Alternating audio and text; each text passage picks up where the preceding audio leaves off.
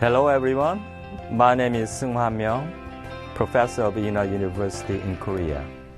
The lecture for today is about digital transformation and digital government. And first, the module 1 is about understanding of digital transformation and government reform. This module 1 will focus on understanding digital transformation in intelligence information society. It will provide a change in the government transformation paradigm and the emergence of digital government through digital transformation. It includes leading technologies for digital transformation, policies of major countries, and government reforms. Models related with digital government, including e-governance, smart e-governance, also will be discussed to appropriately understand the relationship between government reforms and digital transformation. The objectives of this Module 1 is about understanding of digital transformation, the changes in the government transformation paradigm using ICTs. And also, we'd like to understand the key technologies driving digital transformation. And also, we'd like to understand the digital government strategy cases in each country, as well as analyzing government reforms and practices. And finally, we'd like to understand the next generation digital government, which is smart and digital platform governance. The structure of the Module 1 is Module 1-1 is about understanding digital transformation. First of all, I'd like to define what the digital transformation is. Originally, digital transformation was defined as a business activity that enhances a company's competitiveness or pursues new growth while responding to environmental changes triggered by digital technologies such as mobile, cloud, big data, AI, and IoT. However, although digital transformation was mainly used in the industrial context in order to solve social problems by utilizing existing technology or new technology, the concept of digital government was derived from the process of government adapting to digital innovation. As a result, many countries around the world are pursuing digital government policies by newly establishing a ministry that oversees digital innovation. So, we have seen many changes in the government transformation paradigm, which is using ICTs, such as big data, IoT, cloud computing, O2O, beacon, drone, 3D print, and recently, artificial intelligence. We have seen new manufacturing, that is, the manufacturing industry based on the thought of digital transformation, that is, from IT thought to digital-driven technology that is creating the future.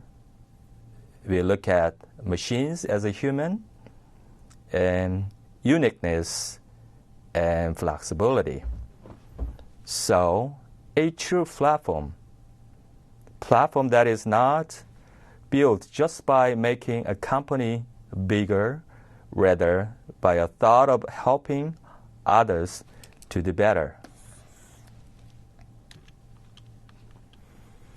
So, digital paradigm has shifted from market cap changes we have seen for the last 10 years. Now, majority of largest companies includes Apple, Alphabet, Amazon, Microsoft, and Tencent. So, the strategic plan for innovative growth that includes social system innovation, industry innovation, and science technology innovation, and also HR innovations. So, the role of digital government and digital governance is, firstly, we emphasize the technical role, supportive role, and finally, innovative role. And the digital governance policy that has underlying principle for developing countries, which ensure every community or village should have easy accessibility, that everybody can get information through the digital network. So, they need private and individual ICT nodes, such as individual access to internet.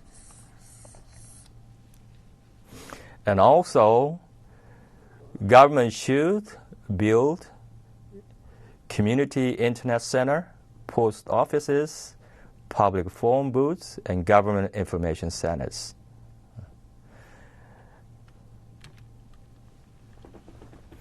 So, now, what actions are needed from governments? That is, government should have policies for inclusive processes and rethinking the conventional public procurement, and also improve the digital skills and deregulate the old regulations. And also have to think about human and digital rights. And the most importantly, we should make our government transparent and accountable.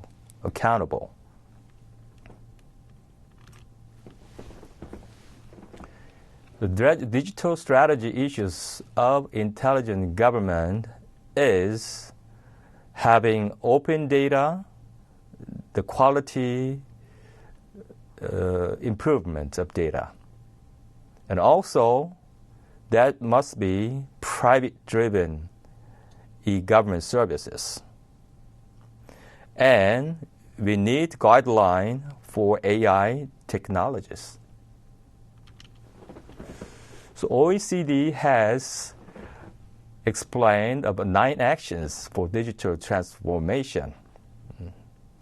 So that is digital economy visible, understand the economic impacts, and also we should have measurement criteria of the digital transformation's impacts on social goals and improve the quality of people's well-being.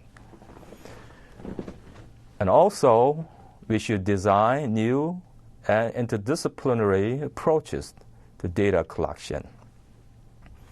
And also, we should monitor technologies underpinning the digital transformation, notably the IoTs and AI, and also blockchain. And we need to improve the measurement of data and data flows, as well as defining and measuring skills needs for the digital transformation. And the most importantly, we need to find out new measurement criteria for the trust in online environments. And finally, we should establish an impact assessment framework for digital governments. In Korea, we have 3 national agendas. That is, we want to make Korea is a country where data is used in the safest way in the world. That is, data expressway.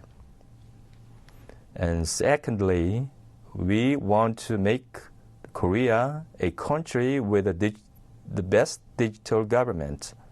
And finally, we want to make Korea a country that builds the digital capacity of all citizens. So, we'd like to transform the Korean government from as is to be as you are looking at the slide.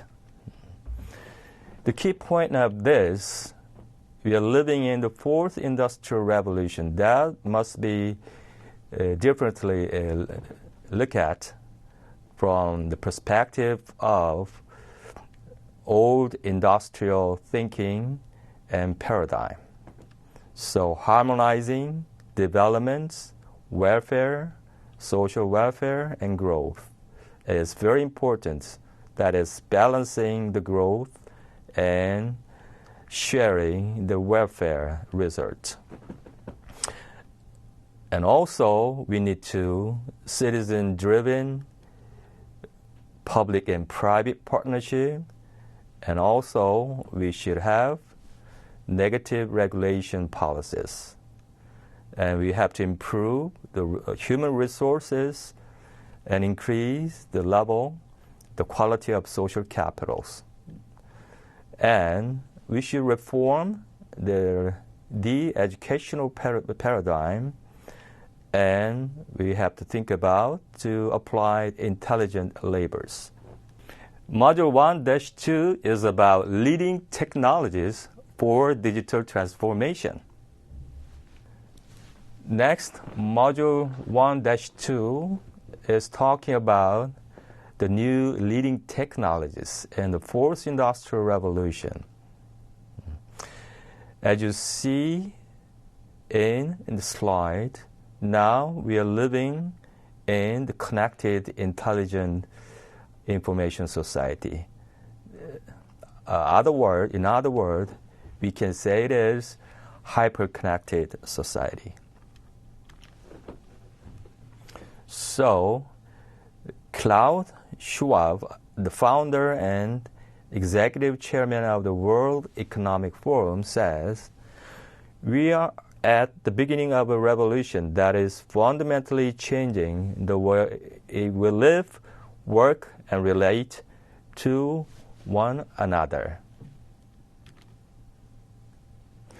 So, key technologies driving digital transformation includes cybersecurity, artificial intelligence, Internet of Things, cloud computing, voice, activated personal assistance, VR, AR, chatbots, blockchain, and cryptocurrencies. Gartner says, reported recently top 10 strategic technology trends for 2019. It includes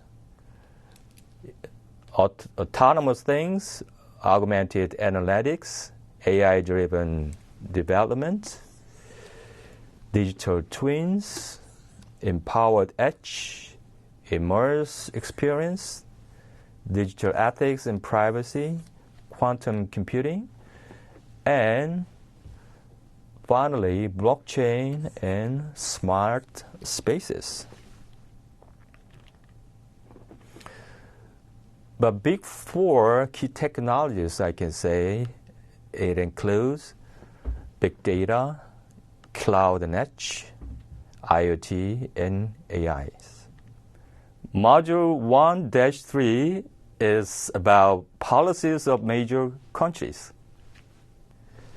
Now we'd like to look at the digital transformation policies in the world. As we have seen, we need emerging technologies that is applied to improve or increase the level of wealth and economic development. So we need data and manage data, transforming economies and societies into the new paradigm for digital transformation. Firstly, we'd like to look at what's happening in United Kingdom, what they have for transforming their government. They have strategy from 2017 to 2020. That is, they have vision for better understand what citizens need. Secondly, assembling services more quickly and at lower cost. And finally, they want continuous improvements for services based on data and evidence. Let's move to the case of United States of America. Their mission is delivering better government services to the American people through technology and design. And the objectives of their policy are transform critical public-facing services and expanding the use of common platforms and services and tools. And thirdly, rethink how the government buys digital services. And finally, bringing top technical talent into civic services. Let us look at the Estonia digital government transformation policy. The goal of their policies are they want to make and build the ICT infrastructure for economic growth, for the development of state and well-being of individuals. And also they want smarter governance and public administration with better ICT skills, and they want their country be a world, the great in the world. Now, let's look at the Korean digital government transformation policies.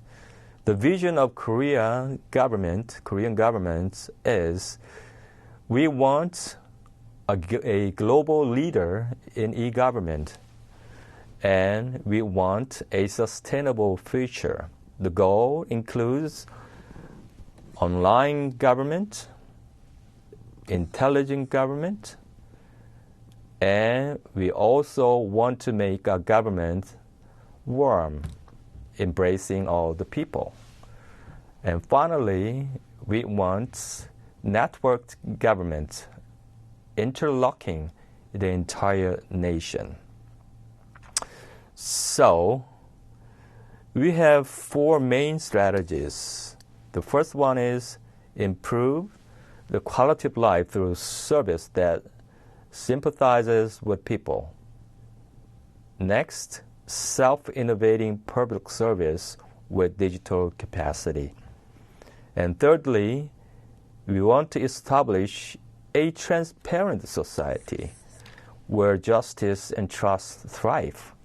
And finally, we want to create a safer environment with nationwide, which is intelligent.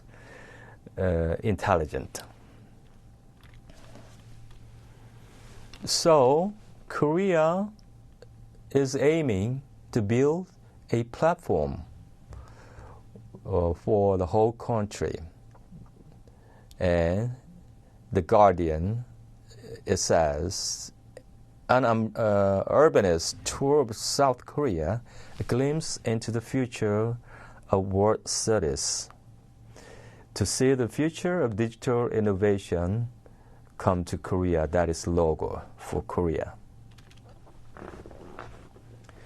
And strategy for platform nation, we want to make the Korea a place where talents, companies, research institutes, and investors from all over the world gather together, and Korea can be a special zone that serves as a test bed for the world's future.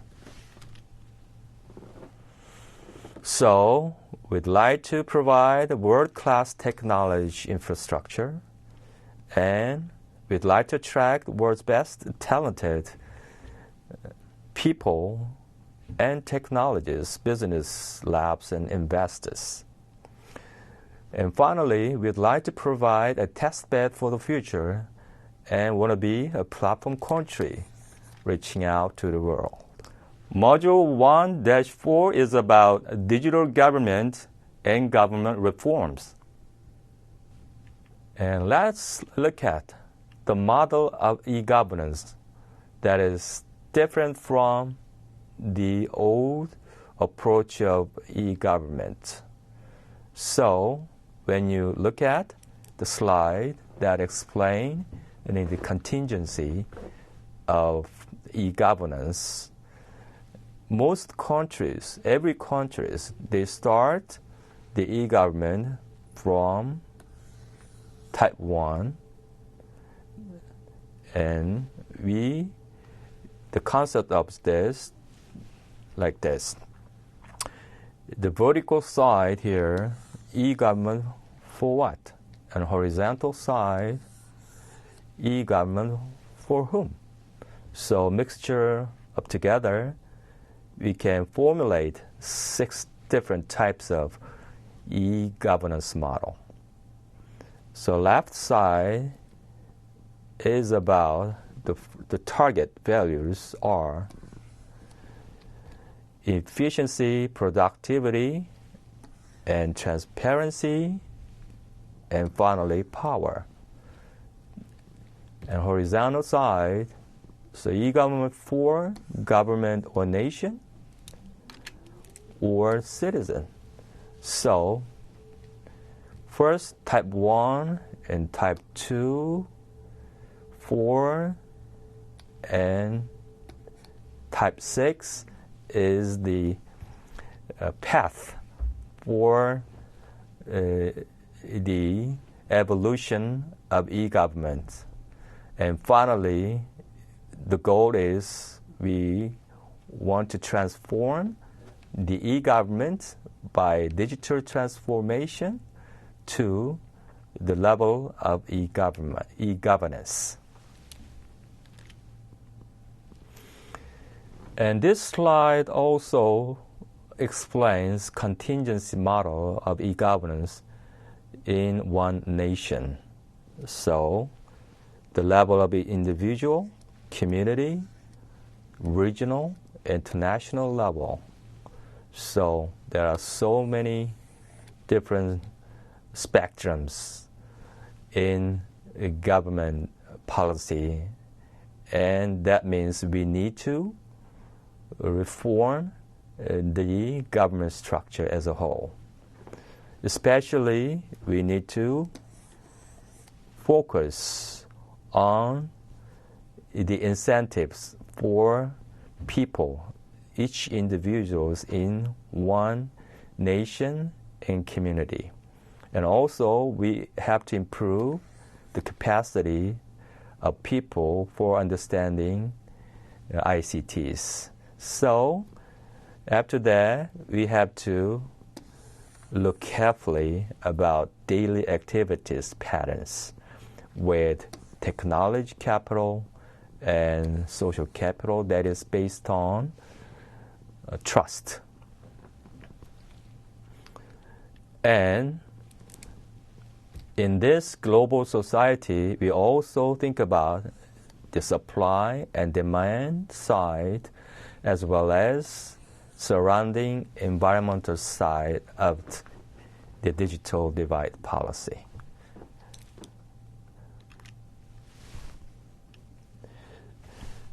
Let us briefly look at the success factors of e-government in Korea. We have 4 success factors in Korean government, e-government building for the last 30 years.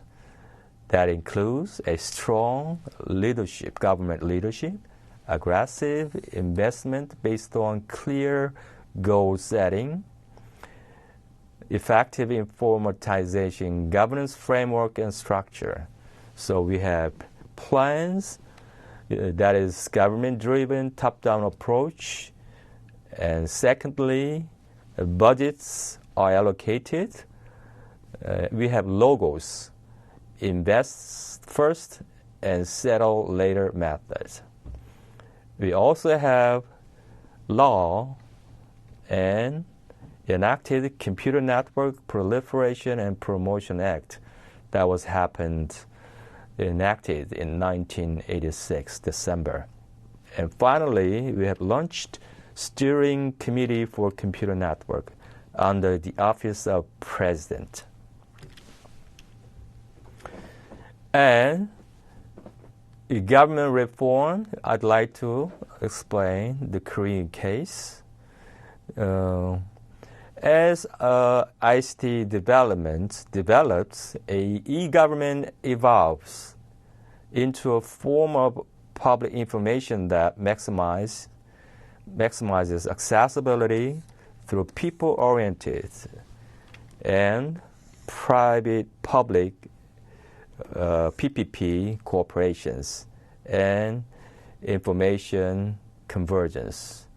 So, the future e-government will be transformed into a new government role paradigm. That is definitely not mentioning the traditional e-government approach that it is government-driven, intervening, while strengthening the link between the government and enterprise. OECD also addressed 12 principles, that is openness, transparent,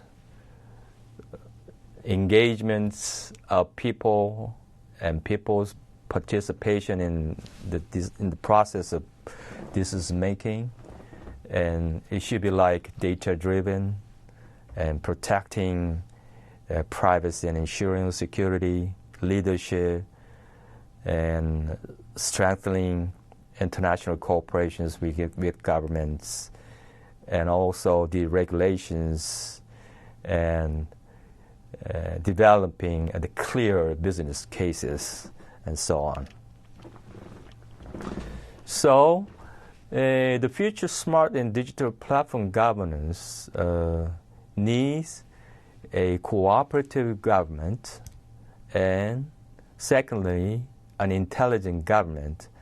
And most importantly, we need to have transparent government. As you see in this table, we can understand for the last 30 years from the e-government to e-governance and recently smart e-governance. It's more open and relationship-based.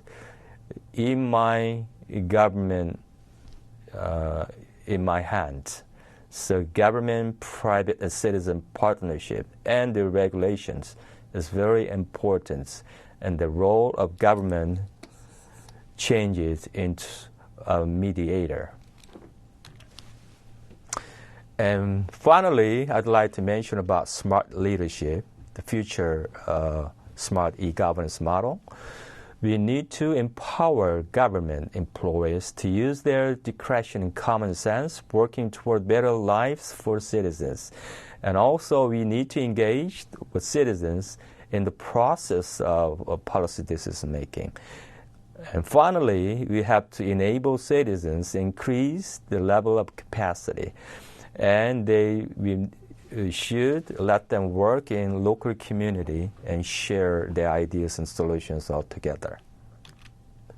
So new leadership should be moved away from reliance on power and position. And we need to recognize leadership as a process that must occur throughout groups, organizations, and networks. And finally, recognizing that leadership can and will move from individual to individuals.